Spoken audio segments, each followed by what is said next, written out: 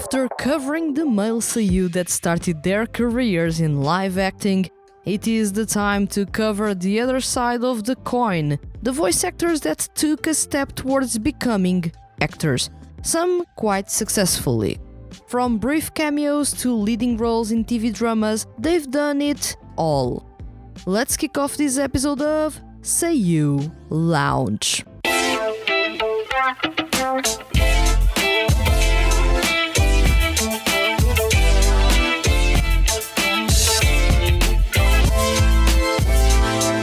Welcome to Seiyuu Lounge. I am your host Vanessa, and today's topic is male seiyuu who have pivoted their career to acting. If you missed the previous episode, this suggestion was sent by L. Sherbert, and it reads: I would love to see an episode of seiyuu who eventually got into acting or got acting roles, whether they be small or big roles, or actors who turned to voice acting. Although not officially stated in the episode's title, this is part 2 out of 2 about seiyuu and acting careers outside of voice work. In this episode, you and I talk about the seiyuu that have been pivoting to acting in movies, TV series, and the sort. And the first question is it easy for seiyuu to pivot to acting? If you asked me this question a couple of years ago, I'd say that it would be almost impossible for that to happen, as making the jump to a different side of the entertainment industry was usually met with plenty of obstacles for those that weren't originally from that place. However, things have changed in the last couple of years, and since 2017, seiyuu have been taking their steps as actors in TV dramas, series, and movies. So while I can't say to you that today it is easy, I can safely say it is easier than back then. There is more flexibility to the entrance and exit of specific sides of the entertainment business. Seiyuu can be singers, singers can go and try to become seiyuu, actors dabble in voice acting for games, seiyuu try their luck in live acting for short TV series. Anything is possible nowadays. All you need is a seiyuu that wants to take that important step, taking acting as seriously as they do voice acting, and you have a recipe for success. Why are seiyuu pivoting to acting? Some seiyuu will mention that they were invited and wanted to have a go at it. Others will say that they always wanted to be actors, so the opportunity to become after being voice actors for so long is what they needed. Then there are others that use acting as a way to get more eyes on them. This can be because the show producers actually want to bring the fans of that specific seiyuu for their series or drama. It can also be because the seiyuu themselves are sponsored by a big company, and thus the show can't say no to more money, so they find a role for that seiyuu in their show. Honestly, there is a lot of speculation on this topic, especially because when journalists interview seiyuu, they are seldom truthful about the reasons they did so. Would it be interesting to read that most seiyuu become actors because of the money? No. That's why some reply that it was because it is a fun challenge. Of course, this is not to say that there are seiyuu that genuinely want to tackle a different challenge in their careers or test their skills in a different medium. I'd say that seiyuu are doing so because nowadays they are seen as versatile entertainers, not only masters of the voice but also with the good core acting skills that with a little bit of honing can make them really good live actors.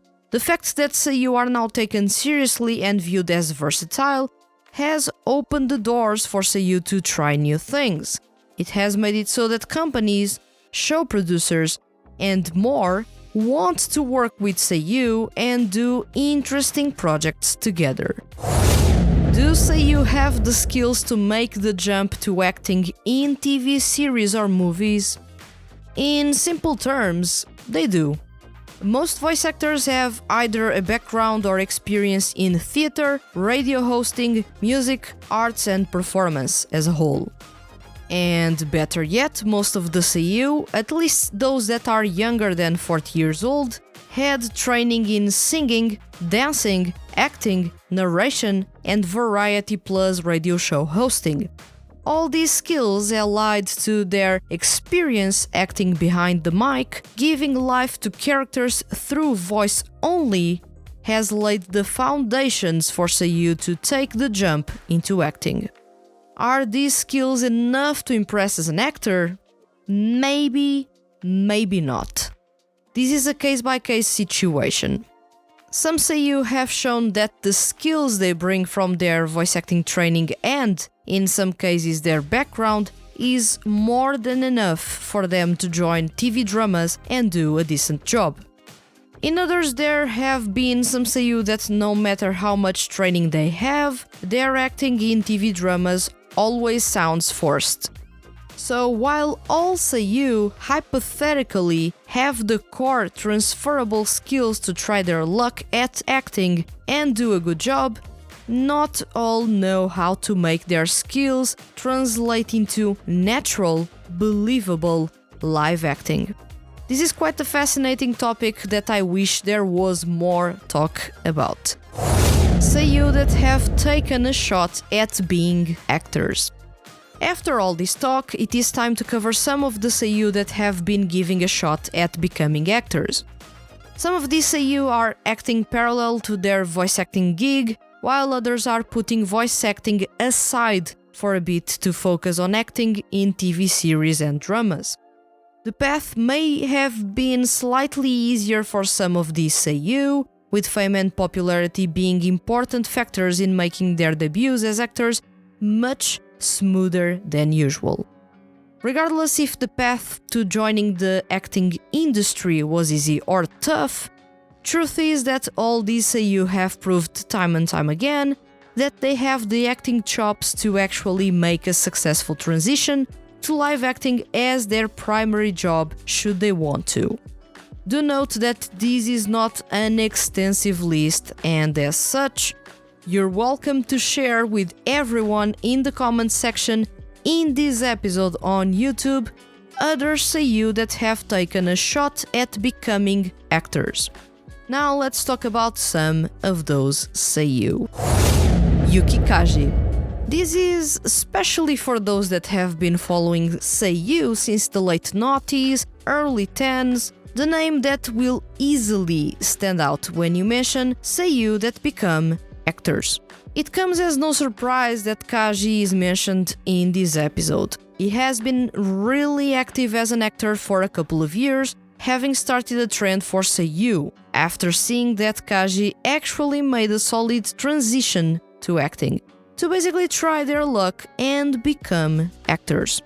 From TV series to dramas and even FMV games, which is to say full motion games, Yuki Kaji has been showing everyone what the seiyuu can do if they set their minds into it. Way before Yuki Kaji was a renowned seiyuu known worldwide thanks to the Attack on Titan anime series, he had already tried his luck at acting. His first live acting role was in 2011 as one of the two protagonists in the movie Kami Voice, The Voice Makes a Miracle.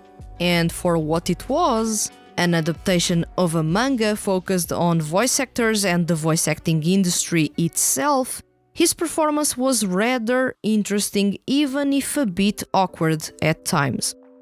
For a first attempt at being an actor, Kaji showed that the emotions he puts behind the mic translated rather well to live acting. This ended up being a focus point, or at least the point that was the foundation of Kaji's acting, and that now, with a bit more training in other aspects of live acting, has made him quite the interesting actor, now being comfortable on camera and being more natural in his interactions with other actors. Although Kaji's first live acting role was in 2011, it took him 8 years to return to acting. In 2019, Kaji set his mind into further showcasing what a seiyuu can do and tackled acting in TV dramas. His first role was in Yugi Mitai ni Ikanai as a guest. After that, he got roles in TV dramas such as People, My Married Life with an AI in 2020, Okane no Kireme ga Koi no Hajimari in 2020, Nishioki Kubo Mitsuboshi Yoshido in 2020, Sayonara no Sono Zen ni Fantastic 31 Days in 2022, as well as the FMV psychological game Death Come True in 2020, up to a total of 10 different roles so far. To ease in his entrance in the acting industry in Japan, Kaji started with guest roles in TV dramas and series. Slowly started to build a solid number of series he had been cast in, and as his experience grew, opportunities to lead and even join the supporting cast were presented to him. This is something that most people were not expecting. After all, Yuki Kaji is a star among seiyuu. His popularity alone would take, or at least influence, TV drama producers into bringing him for roles with more airtime. Even if that route was open to Kaji, it most certainly was, he decided to go the merit route, slowly building up his experience, taking guest and minor roles, improving with each performance until he started to join the supporting cast of some TV dramas and series, or even leading the cast at times. This is commendable and shows a lot of Kaji's mindsets and ambitions when he set his mind into becoming an actor parallel to his work as a voice actor. He is taking live acting really seriously, and he isn't allowing himself any shortcuts to the top. That's bloody awesome. Kenjiro Tsuda. Kenjiro Tsuda actually has a background in acting in theater and a big passion for directing. He ended up making a debut as a voice actor and is easily one of the smoothest low voices in the seiyuu industry. Recognized by many, also responsible for making a lot of people swoon as soon as he starts talking. With such a rich background and after having a consistent career as a voice acting in anime, games and even narration, and being recognized for those efforts with the Lead Actor Award at the Seiyuu Awards, Tsuda decided to change things up. He left his former talent agency Amuleto and joined AdStir. At that time, he mentioned that him joining a new talent agency more focused on acting was because he wanted to focus on challenging himself as a seiyuu, actor and director, helping creating new things. With that being said, Tsuda started to appear more frequently on TV variety shows that had nothing to do with anime or voice acting. He reduced a lot the number of roles per anime season and put his whole focus on acting. And that's when the news started to come. Kenjiro Tsuda guests in TV drama. Kenjiro Tsuda stars in a mini-series. Kenjiro Tsuda joins supporting cast of romance TV drama. He was suddenly everywhere. Joining a talent agency more focused on actors, more so than voice actors, helped Tsuda get those opportunities to showcase his acting skills. This is something that, in comparison to almost all seiyuu mentioned in this episode, he has an advantage. Then it is the fact that Tsuda does have a background in theater, and as such, his skills were already pretty much honed for TV series and dramas. Since 2000, Tsuda has been active as an actor, with several guest roles in TV dramas, but it wasn't until 2020 that Tsuda would start focusing a lot on TV dramas, slowly putting aside his work as a voice actor and narrator to fully embrace another of his passions, live acting. Some of his credits include Yell in 2020, Gokufudo in 2021, and Sayai also in 2021. Since his debut as an actor, Tsuda has got over 30 roles in TV dramas, being the most prolific seiyuu turned actor, at least at the moment. Tomokazu Seki. With an impressive repertoire as a voice actor and solid work as a narrator in his over 30 years of career, Tomokazu Seki started to show his interest for live acting in 2005 when he got his first role on a TV drama. While seiyuu pivoting to acting was a rare thing back in the noughties, Seki was showing that he could actually pivot and be successful, yet he would take almost 14 years until he started to focus almost completely on his acting in the small screen. From that point on, Seki started to act in TV dramas, putting to test his skills as a rakugoka, voice actor and narrator in order to portray complex characters in the most varied of series. While he is not the most prolific voice actor turned actor, he's got a solid repertoire that includes roles in several TV dramas and short movies, such as Riksha in 2018, The High School Heroes in 2021, Sakura no To in 2021, and The 13 Lords of the Shogun in 2022. Ryotaro Okiayu. For years, Ryotaro Okiayu has been known as one of the most reliable narrators and voice actors in the industry. However, as of late, the veteran seiyuu has been trying new things. Outside of his comfort zone, yet always with the want to update himself and not being left behind by the younger talents in the seiyuu industry, Okiayu has joined a 2D rap music project now well into his 50s and started acting in TV dramas. In 2021, Okiayu made his jump to the small screen with a guest role in the historical TV drama Seten wo Tsuke. Chiharu Sawashiro. In 2021, Chiharu Sawashiro joined the wave of seiyuu being active as actors with a leading role in the mystery TV drama Seiyuu Tantei. This was a drama all about voice acting and meta jokes about it. There were some seiyuu that acted as themselves in the series, with only the protagonists, Chiharu's character included, being fictional characters. The TV drama follows the seiyuu crime-solving adventures of a former voice actor turned detective portrayed by Chiharu Sawashiro, a rookie detective that is a voice actor otaku portrayed by Rena Takeda, and the dummy head mic equipped with an AI voiced by Natsuki Hanae. The series was well received, and while it was primarily focused on meta jokes, it had quite the serious elements to it, something that required a bit more from Sawashiro's acting. While not the smoothest acting, Sawashiro's efforts, especially in a first ever effort leading a TV show, were really solid. Natsuki Hanae. Out of all seiyuu mentioned in this episode, Natsuki Hanae is the one with the least experience in live acting. Like Yuki Kaji, Hanae is massively popular as a voice actor, with almost anything he gives voice to becoming wildly popular. However, his focus is more on voice acting and being a YouTuber, more so than an actor. That's why it arrived as a massive surprise when Hanae was announced as a guest in the TV drama series Boss Koi back in 2021. Aside from that guest role, as of 2022, Natsuki Hanae hasn't had a role in TV dramas. And that's all for this episode.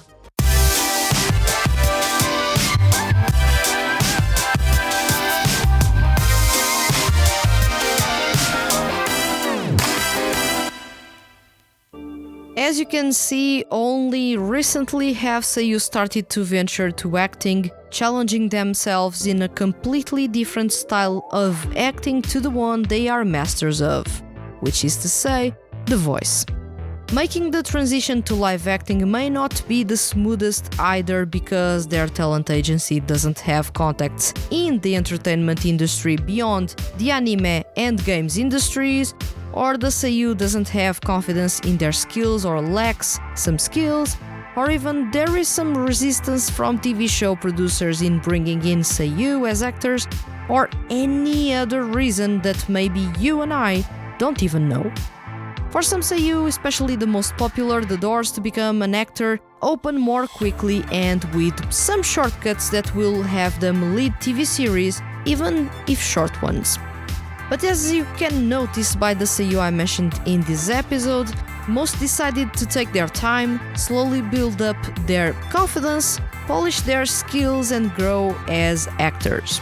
They chose to take acting seriously, and that is commendable. Although there has been talk that the seiyuu industry is becoming less about the voice and more about the looks, being used as a launching pad for some talent, I feel like during one's career, there are times in which doing the same thing over and over again can be tiring. There may be seiyuu wanting to become actors because they want something different in their career. Perhaps they want to challenge themselves or return to an old passion of theirs. And for older seiyuu that, unfortunately, start getting less and less work in anime series, being relegated to narration even if they do not want that, transitioning to acting may provide them with a new, exciting challenge in which age is not an impediment for them to be on the spotlight. Now tell me, which seiyuu do you think has the skills to become a good live actor? Let me know in the comments on YouTube, and remember, leave your comments as complex or as simple as they may be, and you can be featured on upcoming episodes of Seiyuu Lounge. Hit the subscribe button if you enjoyed this episode and don't want to miss the Hand That Feeds HQ's weekly male seiyuu and music related content. I'll return next week with another episode of Seiyuu Lounge. Thank you for listening and see you guys around.